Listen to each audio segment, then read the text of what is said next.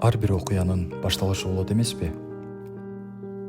Биздин окуябыз да лицейдин босогосун биринчи жолу аттаган күндөн башталган. Жаңы чөйрөгө, жаңы жашоого кадам таштадык.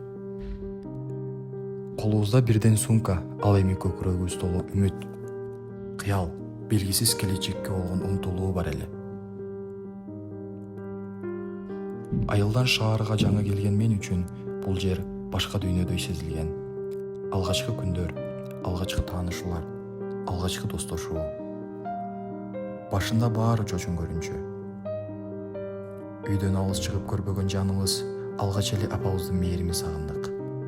Атабыздын камкордугун, мойтойгон бөбөктөрүбүздү эстеп, көзгө жаш алдык.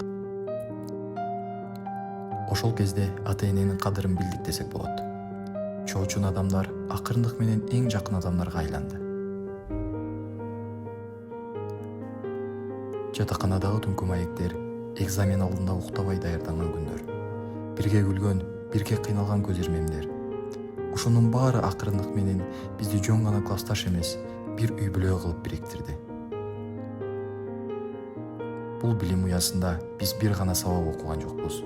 Биз жашоого даярдандык. Сабырдуулукту, чечкиндүүлүктү үйрөндүк. Жыгылсак кайра турганды, чарчасак да улантканды, бири-бирибизди колдогонду үйрөндүк. Албетте, кээде кыйын болду. Баарына кол шилтеп, лицейди таштап, үйгө кеткибиз келген күндөр дагы болду. Бирок, ата-энебиздин үмүтүн, бизге кылган камкордугун эстеп, мугалимдин сөздөрүнө жибип, чыйралып, билим сапарыбызды кайрадан улап жаттык. Эми минтип, жашообуздун жаңы барагын ачып жатабыз. Балким, эртең ар башка шаарда, ар башка жолдо болорбуз.